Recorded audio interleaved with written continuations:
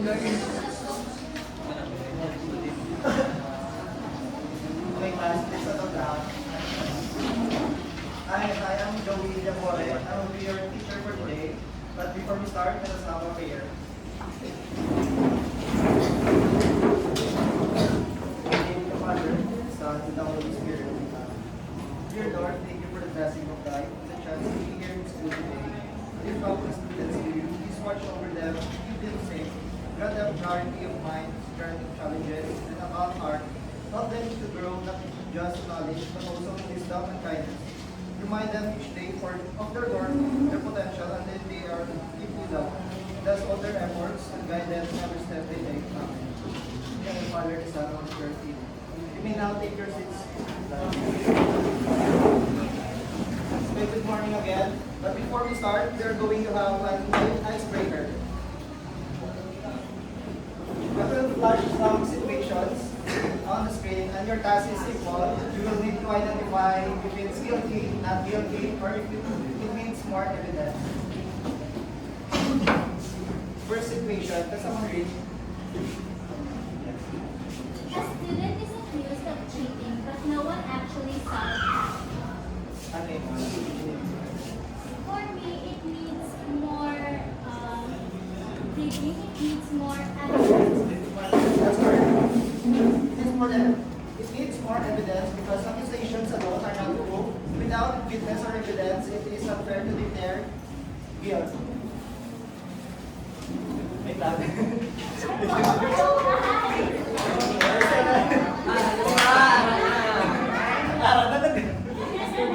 Needs more evidence. Second, can someone read? A person is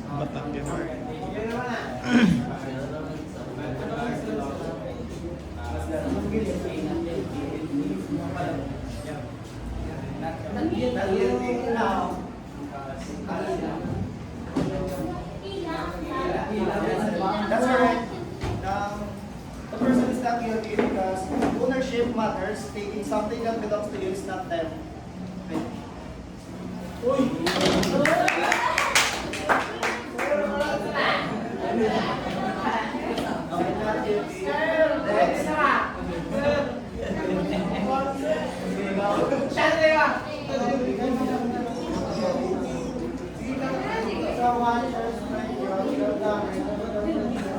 Person, reputation, guilty, no, not guilty.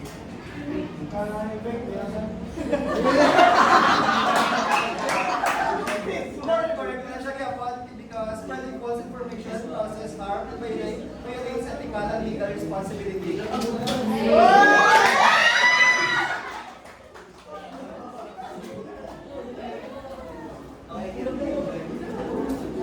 Next, sir.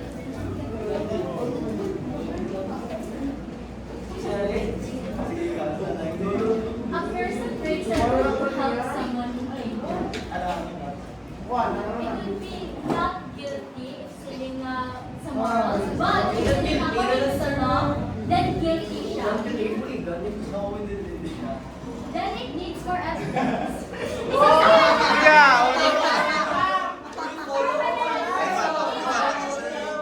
Lain lang. Sige, pasok na. Hindi na fair na kami naman mag-answer. Sino ka, sir?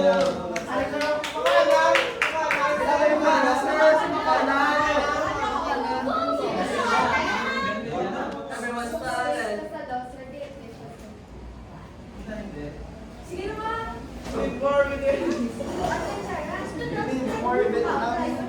For this person breaks a rule to help someone in danger, it needs more evidence.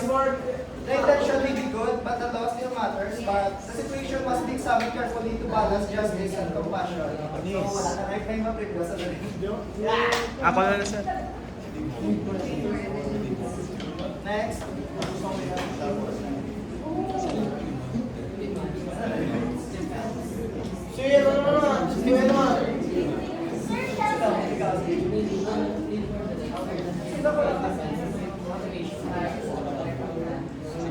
Guilty.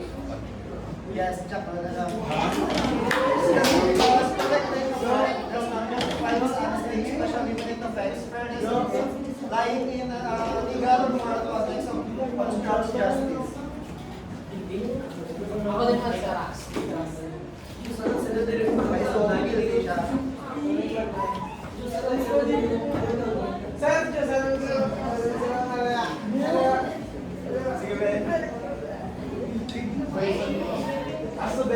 na-express yung rumor spread on social media. Ano siya? Guilty.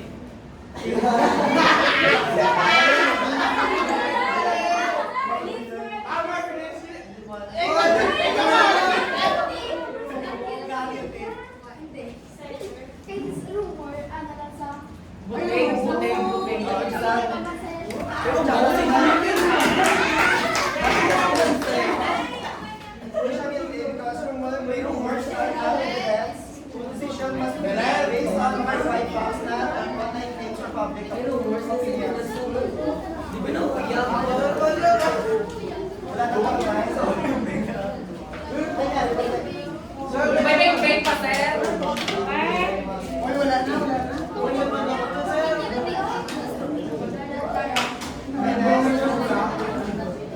Bingo na sa Bingo, sir! Bingo! Rio, Rio.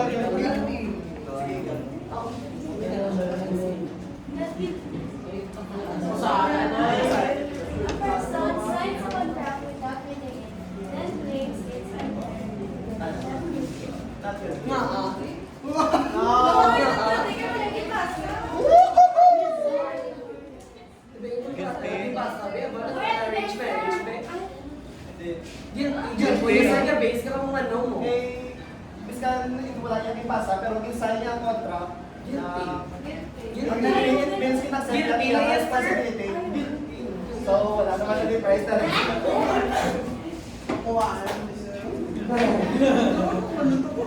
Next.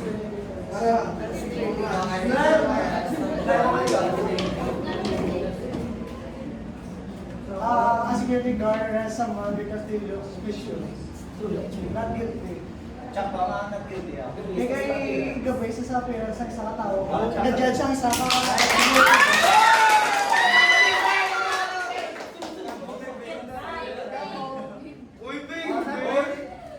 Wow! Definitely siya because judgment brings us fairness and justice principles. Next. Duwa na lang yung teacher.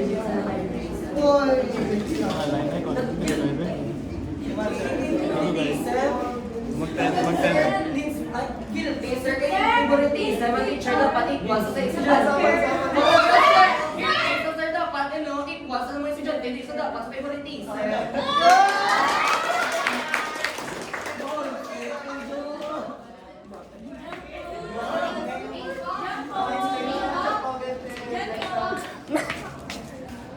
Tumata dito, tumata dito.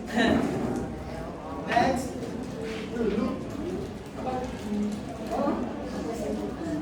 Last na lang siya. Sige, kailangan niyo ikaw. A person confesses after being threatened. Guilty siya. May meaning na confess na kanyang threat. So, More evidence, For sir. evidence, sir.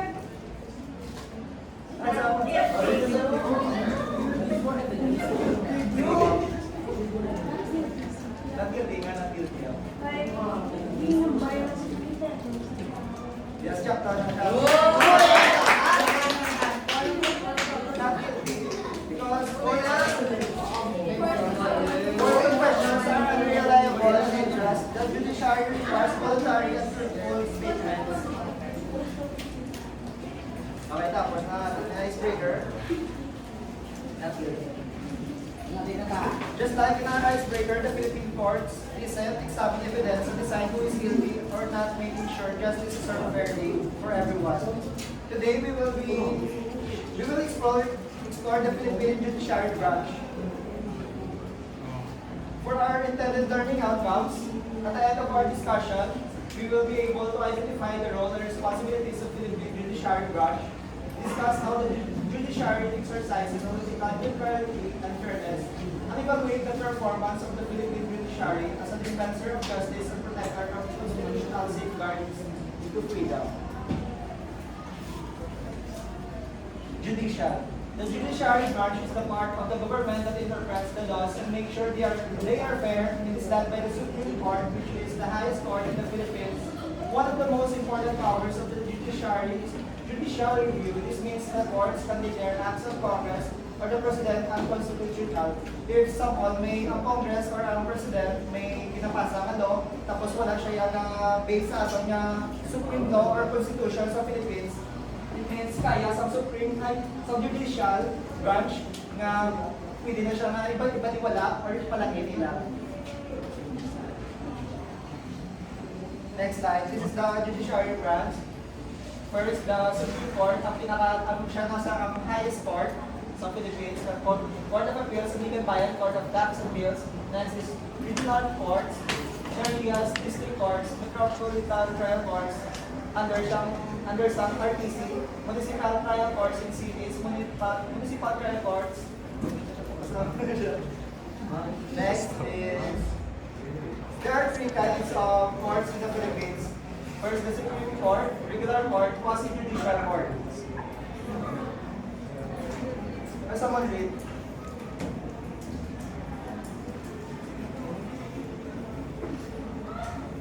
Supreme Court. Mandamos, Kuwaranto, and habeas corpus to correct abuses of power and protect rights. Appellate power, it can review decisions of lower courts, especially in important cases about the constitutionality of laws, taxes, court, jurisdiction, serious crimes, and questions of law. Thank you. For original jurisdiction, the Supreme Court can hear certain cases directly, like the following passages of special petitions, certiorari, prohibition, mandamus, co-warranto, and habeas corpus. Na ang certiorari, prohibition, mandamus, at co-warranto, mga written order na siya, issued by the judge or a person that commands a person if he stop or insigiyon ang mga laws. The certiorari, kung isang korte like lower courts, decision na wala sa jurisdiction nila, pwede sila gaan sa writ of certiorari, writ as in WRIT, na siyang written order. Higher courts, ang higher court mapadala sa certiorari para sa mga lower courts na gamit sa mga decision na wala sa ilang jurisdiction. Tapos sa prohibition naman, ang ano siya, same naman siya gapon sa certiorari, but namin sa written form na ang mga abuse ng mga power naman daw. Yung mga includes public officers, mga muna pwede nila padalaan, mga letter. Tapos next is mandamus. A writ of mandamus is an order from a court that compels a public officer or agency to perform a duty required by law when they unlawfully refuse to do so. It means na may mga agency sa gobyerno, government agency, nga hindi mapagawa sa mga documents if pinanggal mo. Pero kada tao sa aton, we have legal rights na pwede na makuha ang mga documents. So, pwede mo siya mapadalan ng writ of mandamus para piliton mo ng agency na ipagawa mo ng document ngayon mo kinanggal. Next is co-warranto. Na co-warranto is used to question authority or legal right of a person to hold a public office or exercise a public position. Next is habeas corpus. A writ of habeas corpus is issued to protect individual liberty by ordering authorities to bring a detained person before the court and justify the legality of the detention. Sa dire naman siya yan na if na-priso ka wala sapat na ebidensya or basta illegally ka na-priso, pwede rin siya gaan writ of habeas corpus. So, to question nga maabing priso ka. Next, can someone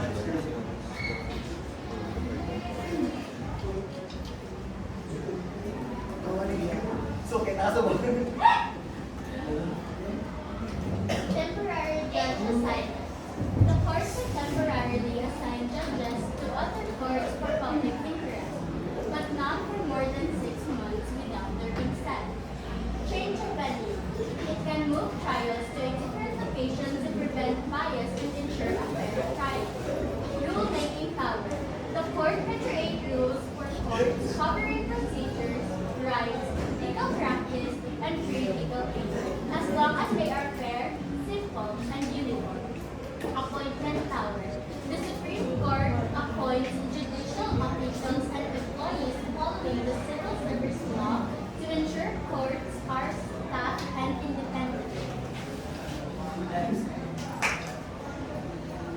the qualifications to become a member of the Supreme Court. First, you must be natural born citizen of the Philippines. Second, must be at least 40 years old.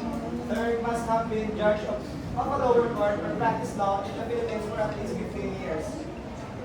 Fourth, lastly, must be a person of proven competence, integrity, probity, and independence. Además, the qualifications for judges of lower collegiate courts or the lower courts. First, he must be a citizen of the Philippines. Second, must be a member of the Philippine Bar. And lastly, must have proven competence, integrity, probity, and independence. So, amo ko siya mga qualifications para sa judge of lower courts. Judicial and Bar Council. A special body supervised by the Supreme Court that recommends appointments to the judiciary. It is composed of Chief Justice, Secretary of Defense, Secretary of Justice, Congress Representative, Integrated Bar Representative, Law Professor, Retired Supreme Court Justice, a Private Sector Representative. Ang JBC or Judicial and Bar Council, siya din napili or doon sila ang screening committee na para mga qualified ng mga candidates para maging judge. Sila lang napili, tapos gina-recommend nila sa president, tapos ang president ang muna ang ma-appoint sa mga judge.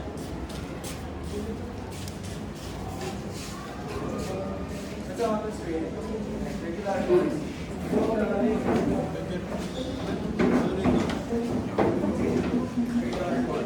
Regular courts consist of trial courts that exercise general jurisdictions over criminal and civil cases.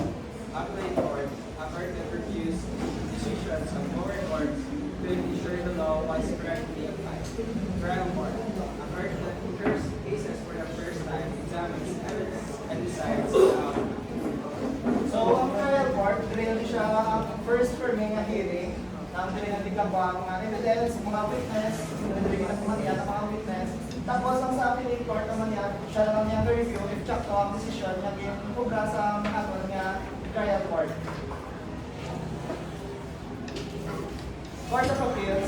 Role of the Court of Appeals is intermediate appellate court, jurisdiction, reviews decision of regional trial courts, and some quasi-judicial bodies to check for errors of law or fact. They review cases from the lower courts, mga appeals, cases. Second, Court of Tax Appeals. Ang role niya naman is a special court for tax-related cases. Jurisdiction handles dispute involving tax assessment penalties and other revenue-related matters. So sa mga tax naman siya yan. Regional Trial Court, is someone with... Wait lang.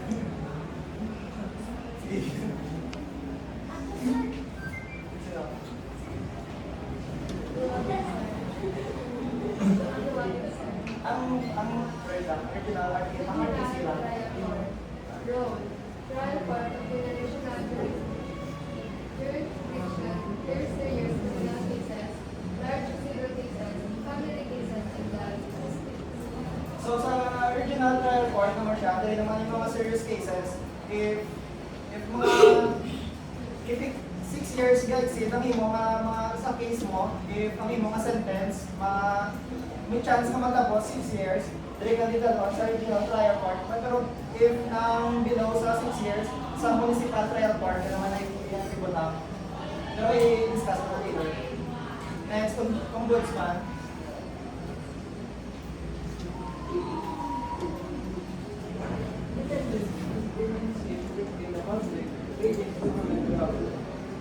Jurisdiction, investigate and prosecute government officials for misconduct, graft, or abuse of power. Thank you. Para naman ang ombudsman, na-prioritize na siya sa mga high-ranking officials na mga na-abuse sa mga power. Next. Sandigan tayo. Kasama this year.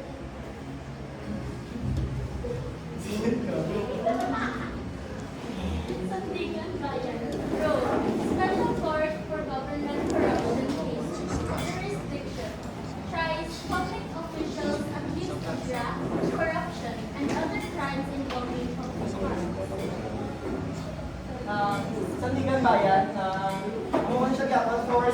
for ano siya gapon for government officials, pero it involves funds lang, mga korap na gampang-bulsa na government officials na gampang-bulsa, mga public funds daw, mga funds para sa tao. Next.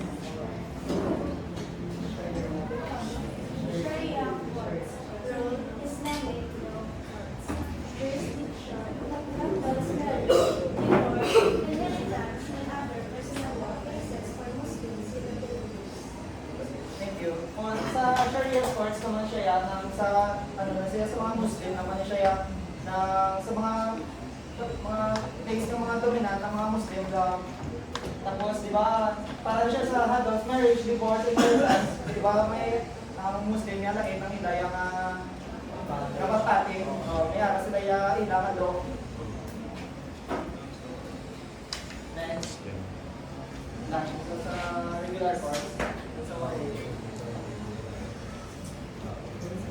Municipal role, legislative courts, jurisdiction, nevertheless, criminal cases, small civil cases, and preliminary hearings, circuit courts serve for municipalities everywhere. Thank you. Sa MPC naman, Municipal Trial Courts, ang masyado tayo sa Pinas sa ordinal courts, pero mas less na sayang ang mga criminal cases. Do mga, if may mga kuwaon, gabi nga mga tuta, inheritance mo, do below, below 400K, mga, or mga in mga case, hindi ba labot sa 6 years, below 6 years lang siya, dire naman siya hasta ang mga case sa Municipal Trial Courts. Or municipal circuit trial court.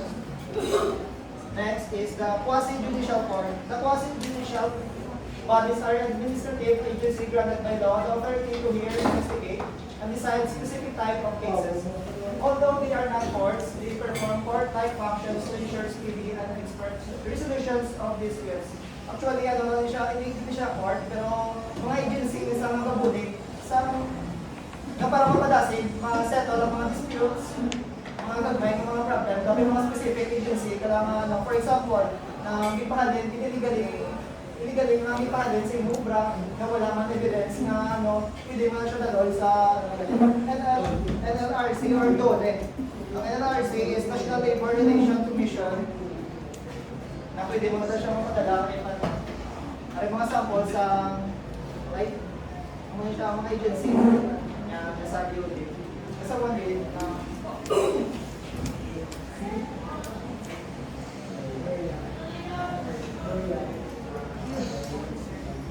ang sa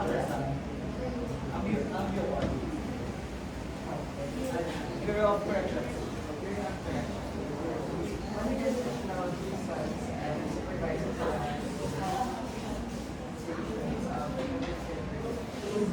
Thank you. Kung siya government agency, mali siya nag-handle to manage sa mga visual sa natin nga sa Philippines. Next is Bureau of Immigration controls entry, stay, and departure of foreigners in the Philippines. Isa immigration as a Bureau of Immigration. Next is National Bureau of Investigation or NBI, investigates crimes and provides intelligence for law enforcement. Next. Someone read.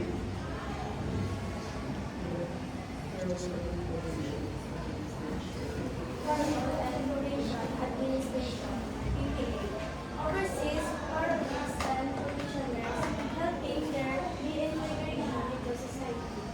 Sa nila naman sa Parole and Probation Administration, ang muna siya doon na-serve mo na may mga cases na pwede nakagawa if na-prison kami. Kaya cases na pwede nakagawa sa minimum sentence if yung mga case be ng 5 to 10 years lang.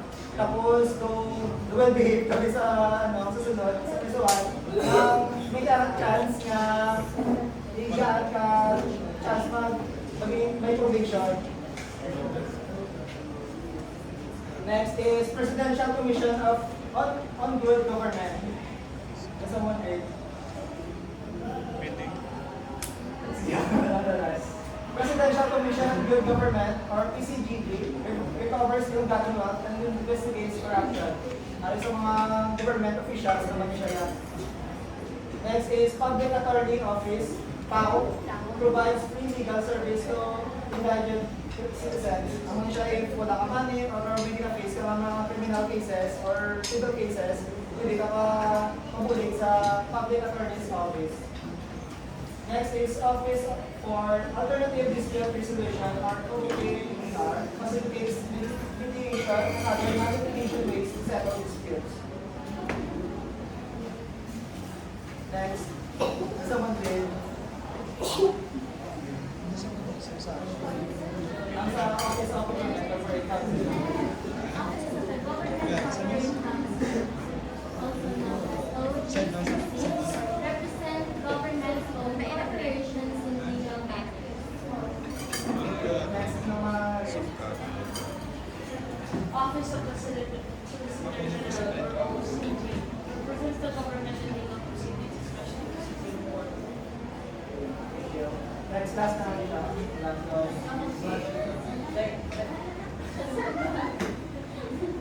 Land-Registration Authority handles registration and listing of lands. So, muna siya ang mga agency na gamuling. Ang maliit siya sa Bucor, Bureau of Immigration, BI, tapos Parole and Probation, Restriction, PCGG, PAO. Ang muna siya ang mga agency na gamuling sa mga disputes, hindi na magsama para sa regular court or sa Supreme Court.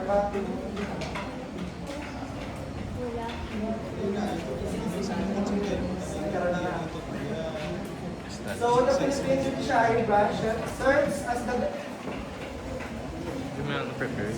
guardian of Constitution and protector of the people's rights and freedoms. Judicial power is vested in one Supreme Court in lower courts established by law.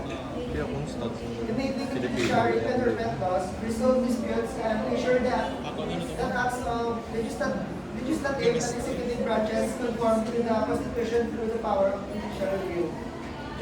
Judicial system is composed of ilang galing na kain sa court. Tatlo. Ano to siya tatlo? Sino na sir? Ang court. Supreme Court, sa regular court, Ano itong tatlo? Supreme Court, regular. Stop.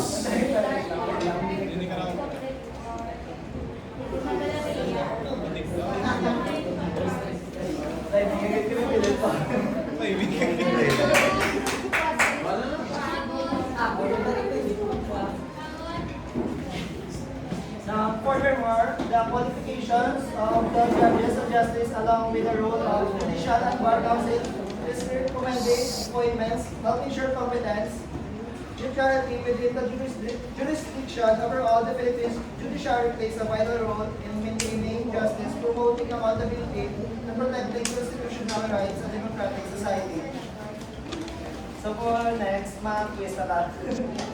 Please, nang kuha mo ng 1/4 lang. 1/4 kilobyte. 1/4, sir.